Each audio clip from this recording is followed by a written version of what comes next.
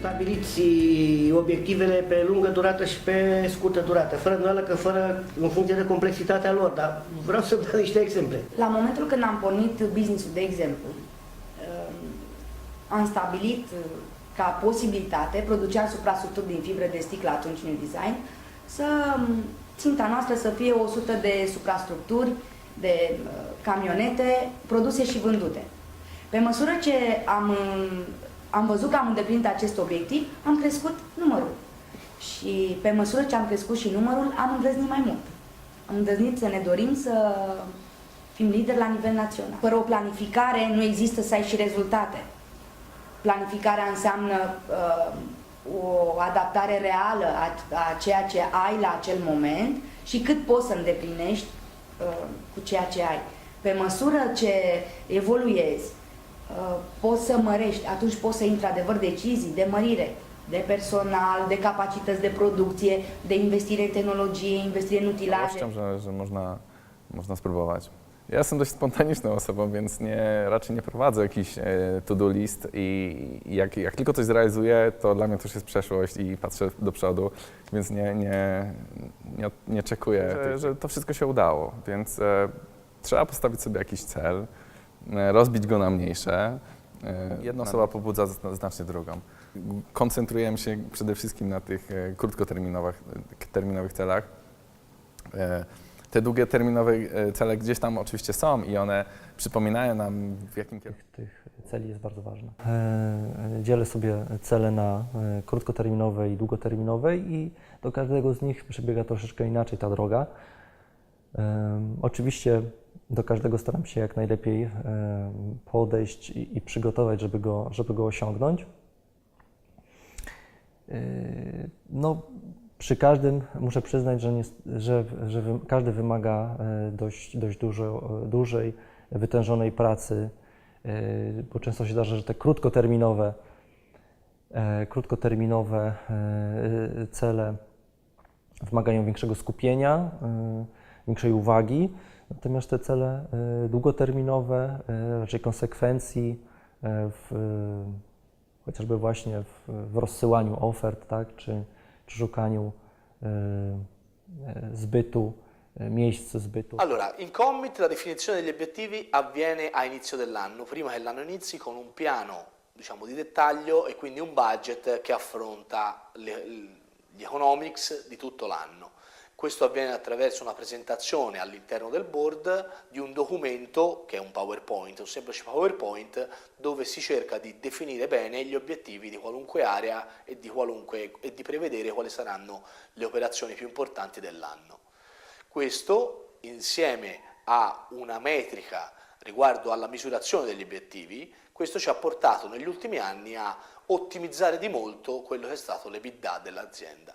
Questo meccanismo del piano prestabilito e con un scenario di allocazione quasi certo, diciamo, più sicuro, diciamo, preventivato, ci ha portato a accorciare i tempi di comunicazione e di continue riunioni nell'affrontare imprevisti, ma ha dato una base di lettura, una chiave di lettura a tutti gli imprenditori, a tutti i soci del board e quindi all'operatività spicciola di tutti i giorni.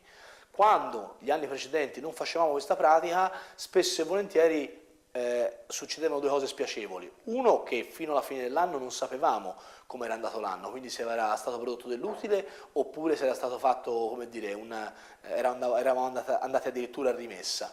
E c'era molta più tensione e più difficoltà nel chiarirsi su aspetti operativi anche di breve termine. Credo che noi abbiamo realizzato un'idea imprenditoriale e però poi dei sistemi, cioè dei sistemi software che lavorano su algoritmi, che è, come si dice in gergo, scalabile. Scalabile vuol dire che potrebbe sostenere una crescita molto forte, non come ora del 50% l'anno, ma del 500% l'anno. Naturalmente per avere questo tipo di crescita occorrono delle condizioni che ancora non abbiamo. In particolare, diciamo, tutta la piattaforma software avrebbe bisogno di investimenti che la rendano conforme a un certo numero di standard, a un certo numero di elementi che tipicamente sono tenuti in grande conto poi da chi deve finanziare. Quindi a lungo termine io credo che potremo arrivarci, ci stiamo studiando, abbiamo contatti con dei finanziatori, dei venture capitalist, dei soggetti interessati non solo in Italia, anche all'estero, quindi il tema c'è, naturalmente non posso dirvi molto di più. A breve vorrei che mantenessimo una crescita diciamo del 50% l'anno, ancora fino a che eventualmente non si possa fare ancora meglio. Dunque noi abbiamo un sistema di fissazione di obiettivi per il nostro amministratore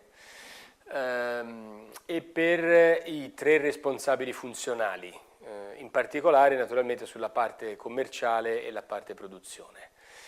Sono obiettivi condivisi, nel senso che li condividiamo con loro in riunioni apposite con i soci, e sono però obiettivi sfidanti, cioè sono obiettivi difficili da raggiungere. Fino ad ora questo ha funzionato, direi piuttosto bene, al punto che diciamo, abbiamo anche ritenuto utile un'operazione che faremo in questo anno, allargare la platea dei soci, nel senso che avremo 2 di questi responsabili che prima soci non erano, entreranno con una piccola quota, essendo arrivati dopo, nella compagine, proprio come riconoscimento della loro determinazione nel raggiungere gli obiettivi aziendali. Allora, nella riunione del lunedì cerchiamo appunto di più che altro di valutare il raggiungimento degli obiettivi. Come li creiamo gli obiettivi? Anche qui non c'è una vera e propria metodologia. Diciamo che in generale all'inizio dell'anno si fa un resoconto anche di tipo amministrativo, contabile sul bilancio, e quindi si vede quello che è andato e quello che non è andato, e questa è diciamo una prima base. Sulla base di quei risultati lavoriamo agli obiettivi quantomeno di budget e di gestione. Su diciamo, le strategie a lungo termine, gli obiettivi a lungo termine andiamo un po' a sensazione, cioè a idee, a scelta proprio individuale e di gruppo. Devo dire che queste scelte non sono mai campate per aria, nel senso che derivano sempre dal confronto quotidiano che abbiamo avuto. Un esempio, l'autosufficienza energetica, cioè il fatto di passare, è stato questo un passaggio diciamo epocale per noi, grandissimo, il fatto di passare da fare semplici impianti fotovoltaici a buttarci nel campo dell'autosufficienza energetica, che è più diciamo ricerca, un campo innovativo, meno sicuro, meno standardizzato. E questa come è stato raggiunto, come è stato ideato diciamo questo obiettivo, come è venuto fuori questo obiettivo? È venuto fuori dal fatto che contemporaneamente facevamo ricerca, c'è il comitato scientifico che ci dava alcuni impulsi, e quindi parlando tra di noi è venuta fuori questa suggestione. Ecco, possiamo dire che si parte da delle suggestioni anche individuali, che poi vengono validate e costruite, ecco, cioè vengono validate col tempo, vedendo se passo passo sono realizzabili. A final de año lo que hago es empezar a reunirme con el equipo y marco objetivos individuales y grupales. Lo que hago es sentarme cada una de las personas, sentarme con los equipos. En nuestro caso, pues bueno, en el caso de los equipos, como somos pequeños, es más fácil.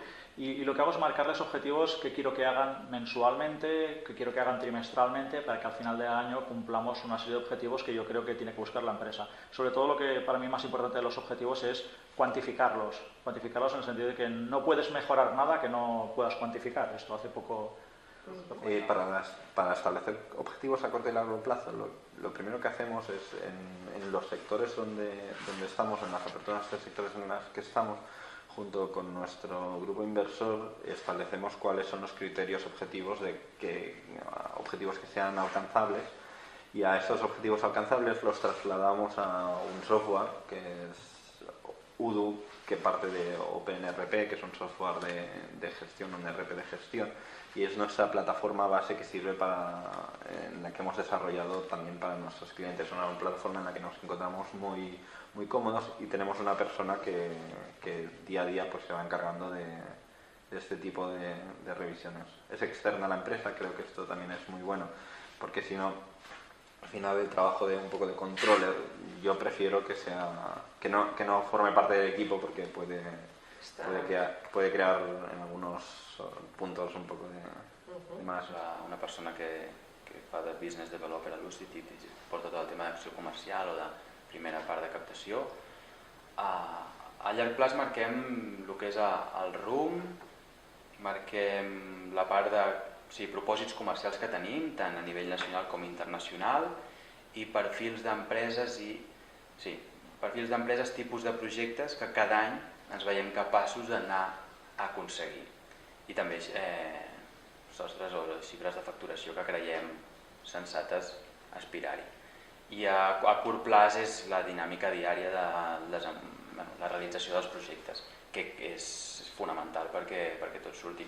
Perquè si no vas treballant bé el dia a dia, tu tens objectius a mig o llarg plaç o mig plaç d'entrega de projectes, però és dia a dia com pots anar guanyant temps al temps. Aleshores, no només amb deadlines o entregues finals fas bé els projectes, a nosaltres ens cal el dia a dia tenir-lo molt ben planificat.